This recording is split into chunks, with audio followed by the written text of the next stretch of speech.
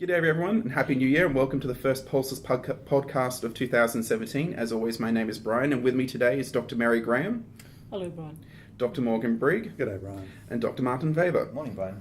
Today we have a very timely podcast as we look at how the country was run before the British arrival. This is a topic that I really wanted to know more about because I grew up in an era that in Australian schools, history only really started with the First Fleet. However, there's at least 50,000 years of history that really needs to be explored more, and this is an area that I really wanted to find out more about. So today we're going to look at Indigenous Australian conceptions of political order, power and authority, and how these came into contact with their liberal Western or indeed settler counterparts. So I know these discussions sort of started over the last year as the school had a sort of working group working through these issues and trying to explore different dynamics of this. So what made you decide to look at this issue? Well, of course, it's a very old country, and according to the latest sort of scientific kind of research that's been going on for decades, maybe perhaps the last 100 years, we are a very, very old, if not the oldest, continuous sort of civilization that's on the planet, actually. So it's a continuous system of social and political order, I suppose. So in the whole adventure, what I would call adventure anyway, of colonialism, when the colonising powers came here, there was no proper meeting point with the Indigenous people, with the Aboriginal people. It sort of started on a very colonial tradition, I suppose, of Strait invasion, planting flags, and simply saying that, establishing ownership of the whole place. So that was off to a very bad start, as it was all over the world, of course. There was no understanding of Aboriginal people in general from different people, from not just the English, but from other colonial powers. Apparently the Dutch were here actually first before on the west coast of Australia. The French were in the region, and but none of them really fully understood that they understood our ways of doing our own our ways of being, I suppose. So we started off really with complete misunderstanding, no meeting point whatsoever, no understanding that we actually do have our own structures, no understanding that we are actually a civilizational culture.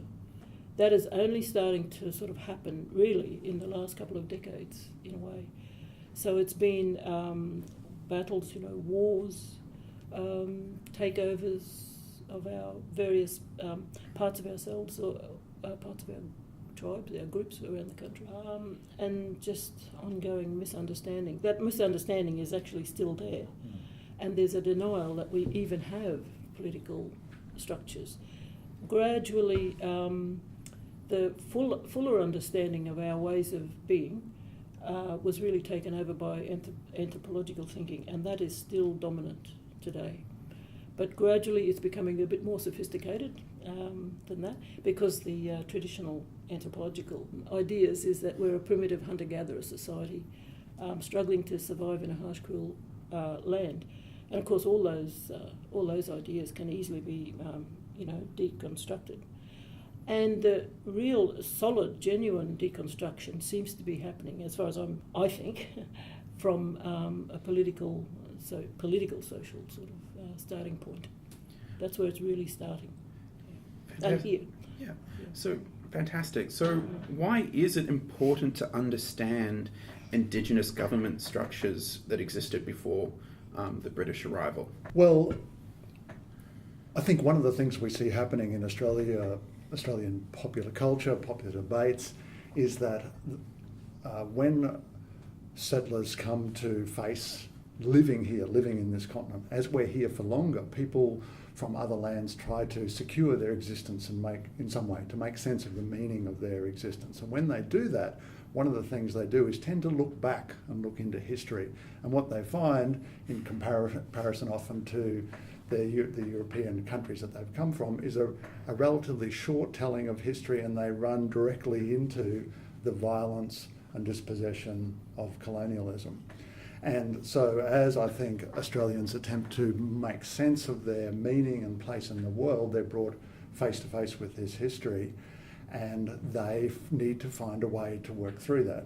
There's a parliamentarian in the West Australian Legislative Assembly, Ben Wyatt, cousin of Ken Wyatt, who has just been made the federal minister in the Turnbull government, and he says, whenever you look at or consider what Australian identity might be, you can't ignore there's an Aboriginal dimension to it. And I think that's what we're facing, frankly, at the moment. And a big part of working through those issues is working through the politics of the relationship between Indigenous and settler peoples. And to do that on a really sound footing, you must look at how the country was run in Aboriginal terms. There's plenty of scope for having conversations about relations between Aboriginal and settler peoples which occur within the frameworks of the settler society. There's this understanding, for instance, take within the disciplines of political science and international studies, these disciplines tend to be dominated by perspectives and traditions that came out of Europe.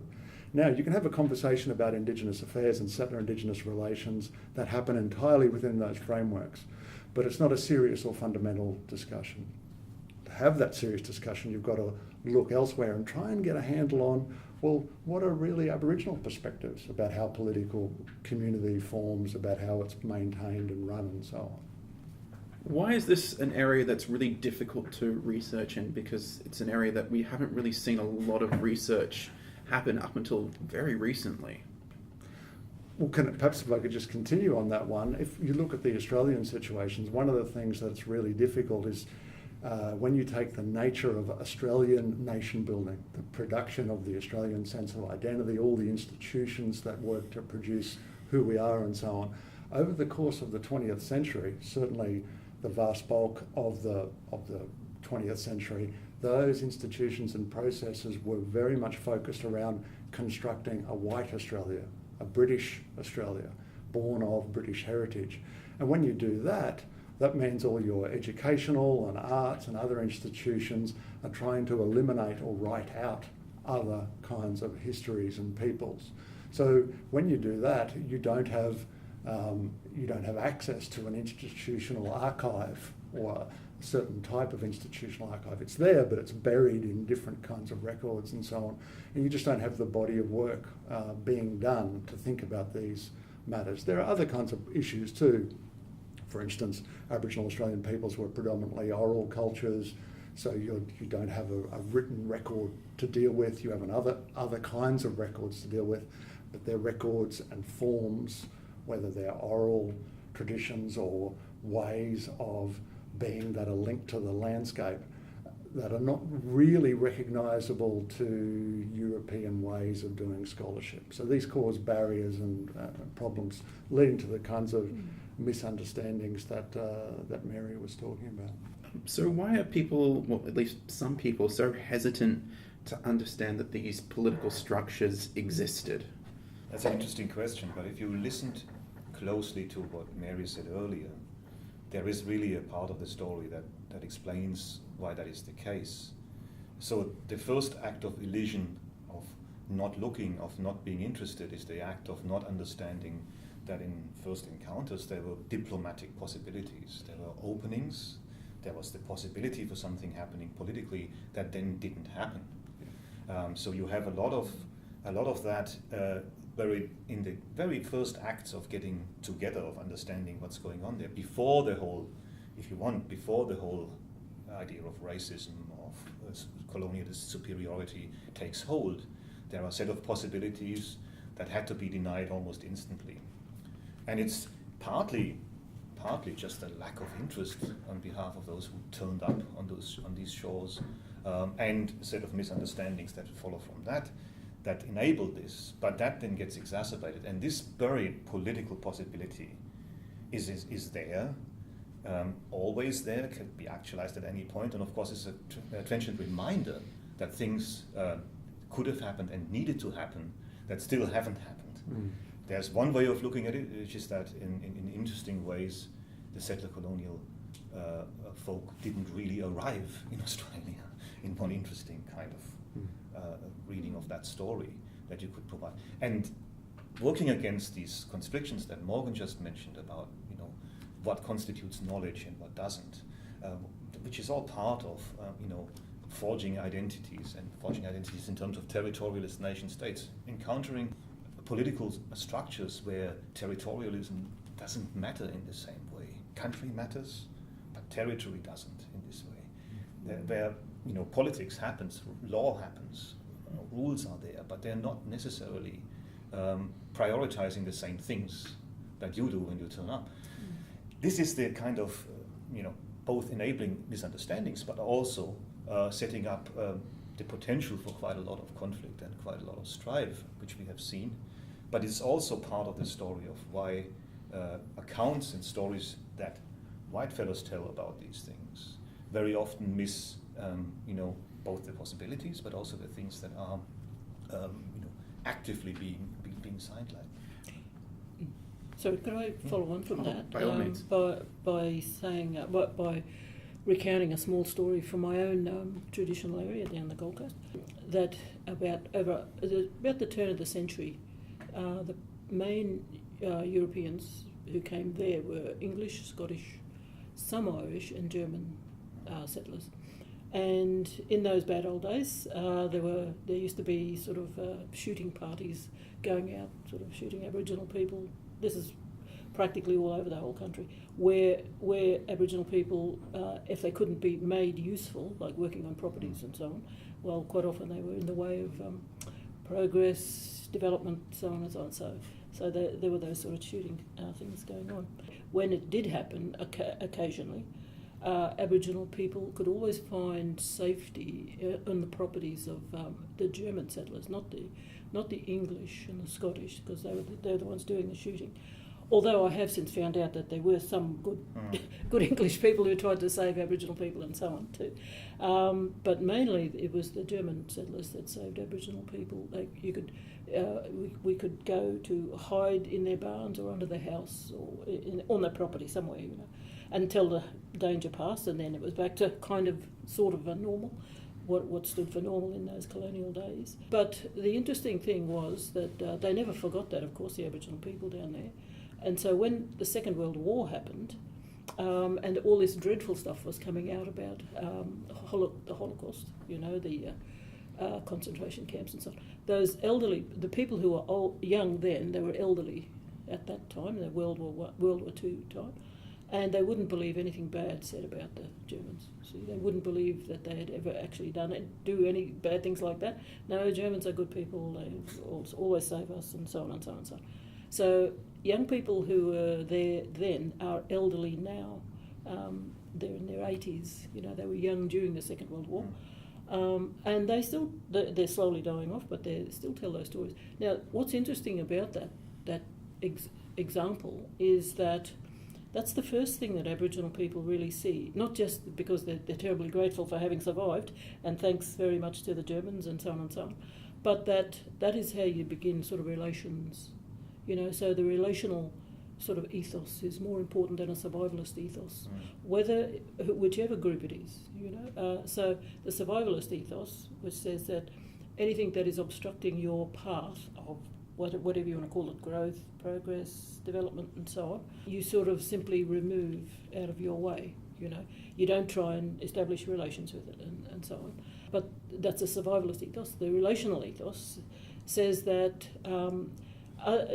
different groups of humans, collectives, actually see each other's humanness, and they try to work things out if they don't agree with certain things, or they're trying to develop something or grow something and so on and so on.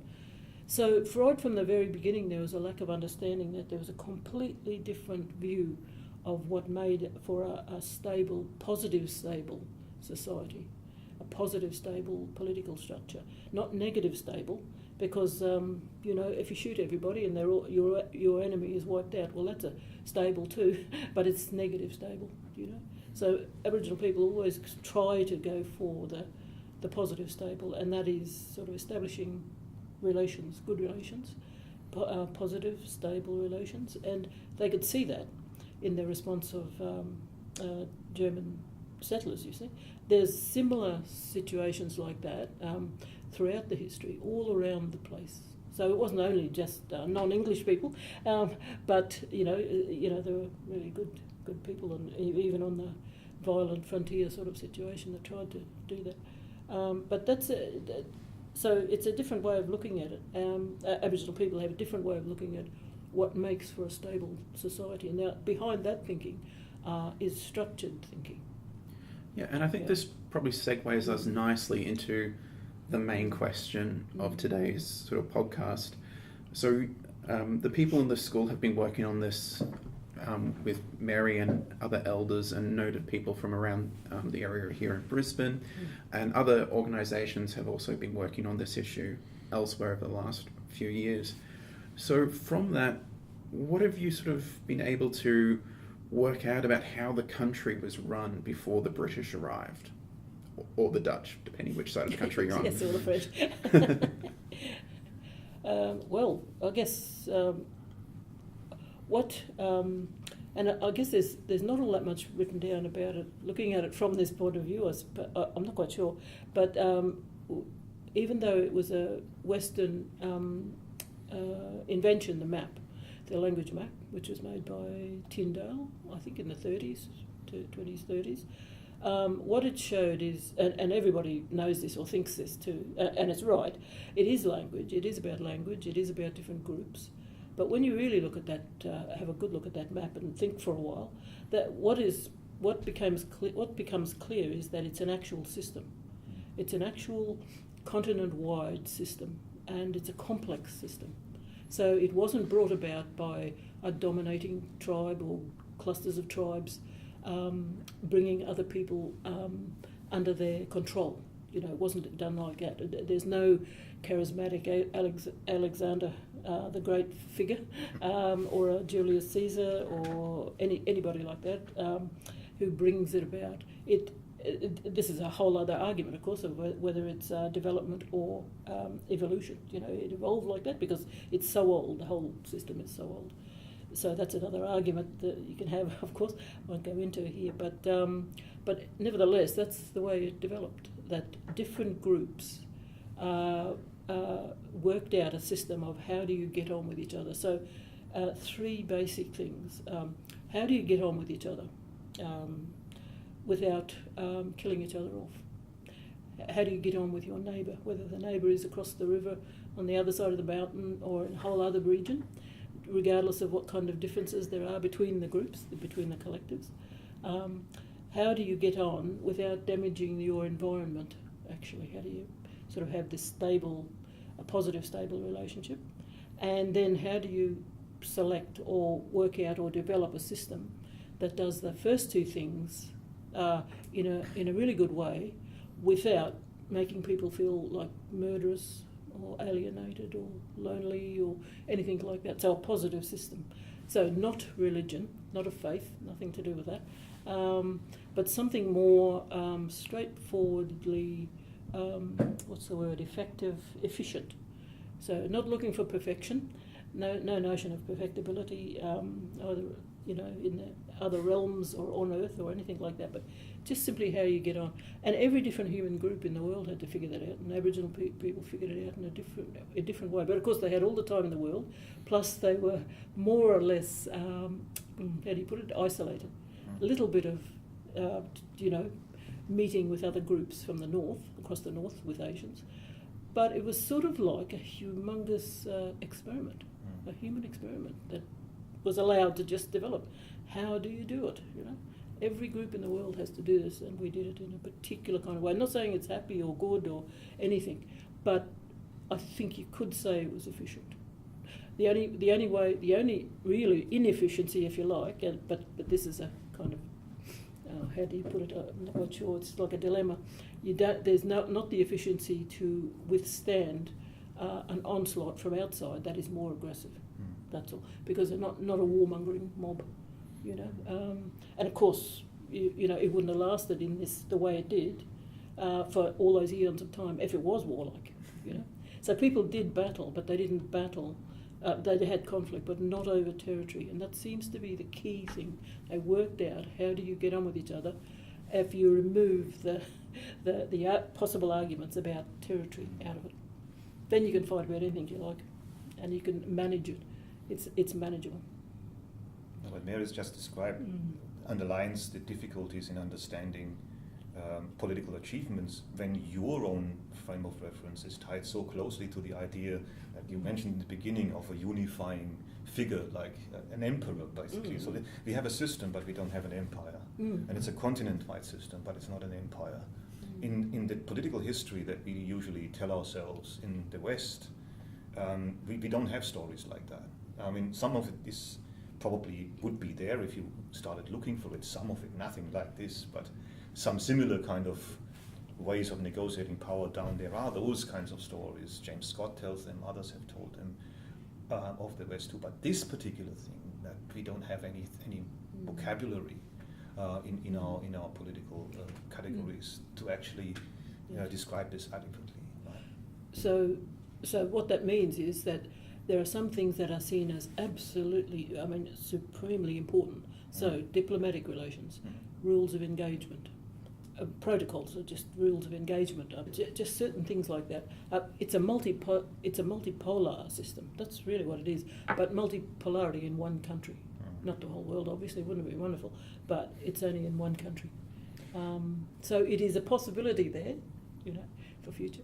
Mary's just mentioned now about this idea of the many different groups within Aboriginal Australia as being an example of multipolarity, but Martin's highlighted that multipolarity can't or doesn't get connected up to a single hierarchical point, such as through an emperor. And there's a very complex story in Aboriginal political philosophy and systems about how that happens, but one of the important dimensions is that Aboriginal people as individuals and as groups come into being, they come into existence as people in their very individuality and selves, linked to particular places that are seen to be alive and sentient and active in the world. This is, and Aboriginal people use the term country to evoke that understanding. So if people come into being and come into existence in relation to particular places and are linked to those particular places, and other groups are linked to their own places, well, that becomes part of what prevents this coming together in a very hierarchical fashion under a single order, under an emperor or a king or something like that. But that doesn't mean that there's not systematicity, because people are linked with each other in the same way as land and landscape is linked to each other through the flow of rivers and running of mountain ranges and so on and so forth. So what you have is a system in which people, different groups of people, are able to be autonomous from each other, but still have the mechanisms to be able to link and relate to the neighbouring people and the neighbouring people and so on and so forth. And through that you had quite remarkable things like extensive trade networks that ran over thousands of kilometres that, typically not understood or recognised in mainstream Australian understandings because of that 20th century history we were talking about before. And so starting to explore some of that what's been documented about those things by anthropologists and by others about these trade links and so on, gives you an understanding then about how different peoples relate to each other in a lateral networked kind of system. A network is the closest, I think, modern or contemporary analogy we have for the way in which different Aboriginal groups related to each other in the continent. Now, of course, by its very nature, today's podcast has been heavily focused on Indigenous Australians, but this is a story that is not just isolated to Australia. Indigenous peoples around the world, in the Americas and Africa and other places, have also come across similar issues. So why is it so important that Indigenous peoples around the world start engaging with this sort of history and these sort of notions of their political understanding of their lives and their structures? Well, there could be many different answers to that question. In the terms of the settler countries, Canada, Australia, New Zealand, the United States, South Africa, to a certain extent, you have a situation whereby, from the perspective of peace and conflict studies, moves towards generating a peaceful foundation for good societal relations in those countries requires the working through of these issues. And I think that also applies more generally beyond the settler countries. We have this odd situation with the process of formal decolonisation after in the second half of the 20th century, where if you like, the sovereign nation state becomes the dominant form of political community on the global scene. But in a sense, things get frozen, and you end up with whatever we've got now, 190 whatever nation states represented at the UN. But there are many, many thousands more of identifying peoples, and some figures that I've done some work on, something like 9,800 different peoples around the world. So these are people who are, in a sense, unrepresented in the dominant form of political community that operates around the globe. Now, some nation states do a much better job than others at recognising and developing positive relations with those peoples within their borders, but that's not the case in many instances, and you have things like the Unrepresented Nations and Peoples Organisation, for instance, that works at trying to advocate for the rights of those people. So there's a mismatch in fundamental terms between the dominant political architecture that's in play internationally and the desires, aspirations, needs of peoples around the globe. And so that's a key reason why I think there's a need to do this kind of work. And it's been underway since the second half of the 20th century, particularly from the 1970s. You see a real resurgence in Indigenous activism, transnational collaboration among Indigenous peoples, which leads to the Declaration of the Rights of Indigenous Peoples at the UN in 2008. So there's quite a lot going on, and at the moment, one of the words that's being used, coming out of a Canadian context, but also being picked up by others, is the idea of an Indigenous resurgence, to in fact not operate on the terms of the states that have dominated peoples and territories, but instead to find a way to tap into people's traditional understandings of themselves, and in some cases to revitalise that, because it's been often badly damaged by colonialism. If I can just add one quick thought to that, which goes back to what Mary said earlier on about the difference between survival and relations, and survivalist and relational outlooks. A lot of the time, and this kind of grafts onto what goes on with, we're now talking about the global context, indigeneity, indigenous people struggles become visible really mostly in terms of struggles for survival. This is one of the problems here, is that it's about existence, the right to exist. A lot of the stuff in the Indigenous Declaration really is about that. Recognize that we need to be heard, but we also need to be protected from what happens in terms of all the pressures that are being exuded by nation states, by sovereign politics, by developmentalism, by all these other kinds of potentially pernicious events.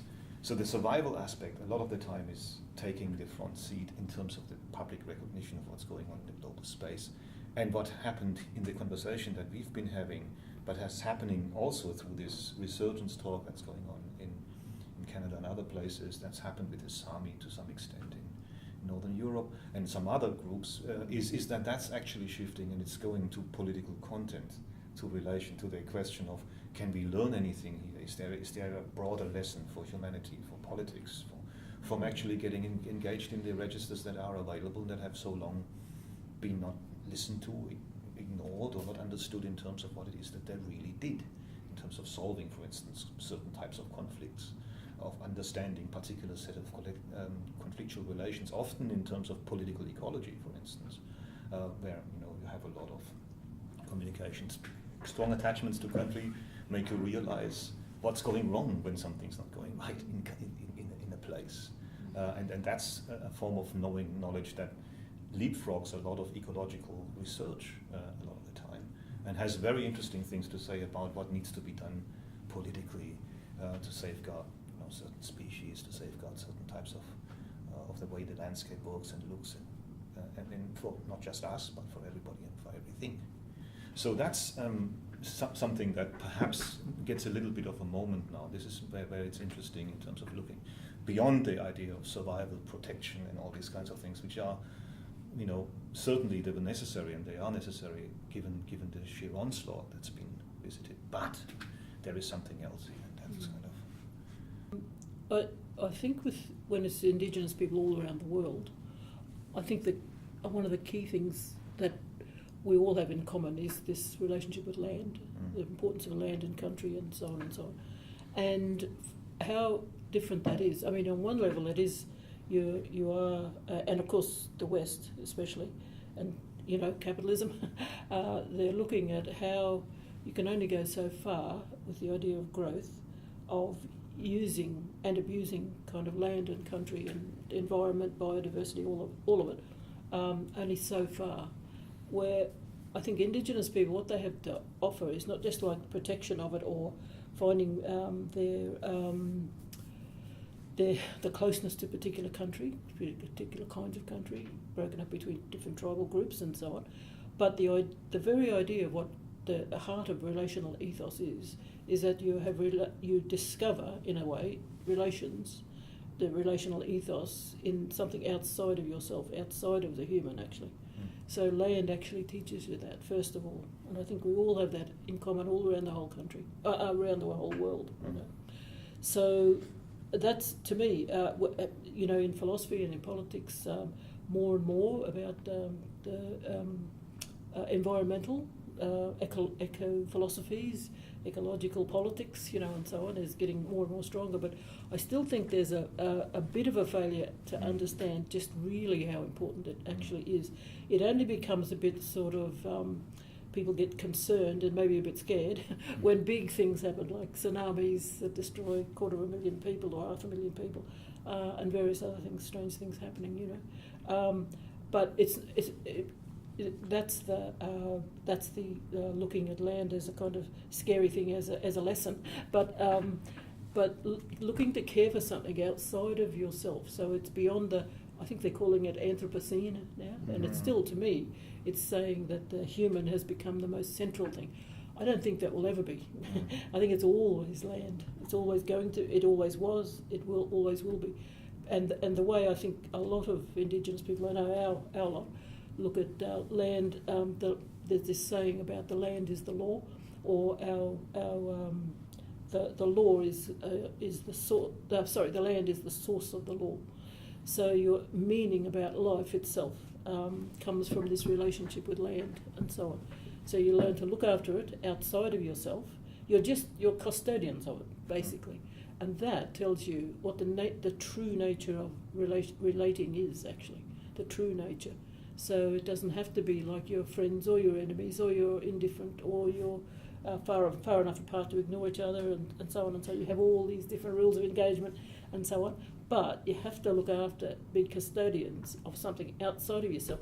Then you get the idea of what actually a relationship, an authentic relationship actually is, So it becomes a kind of template, and that doesn't mean it makes it good. It's not humanitarianism. It's nothing to do with that. But it's efficient.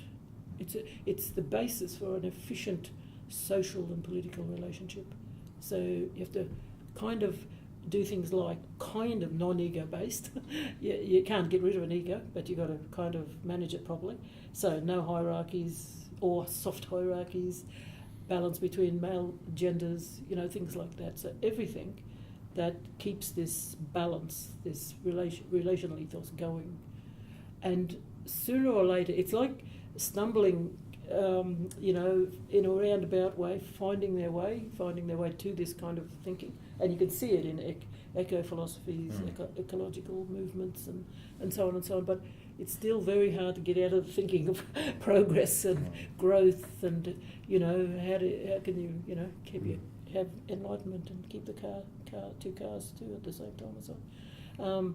So it's got to start at the beginning point. The central thing is always a core thing, even of a political system. Has got to be kind of like land from Indigenous people's view all around the world. I think that hasn't changed, and that probably will always. I know Indigenous people have had to make very, very unfortunately practical questions about like oil exploration and that sort of thing. You know, it's a dilemma for everybody all around the world, and you have to make those decisions sometimes. But essentially, that's what it is for all of us around the world.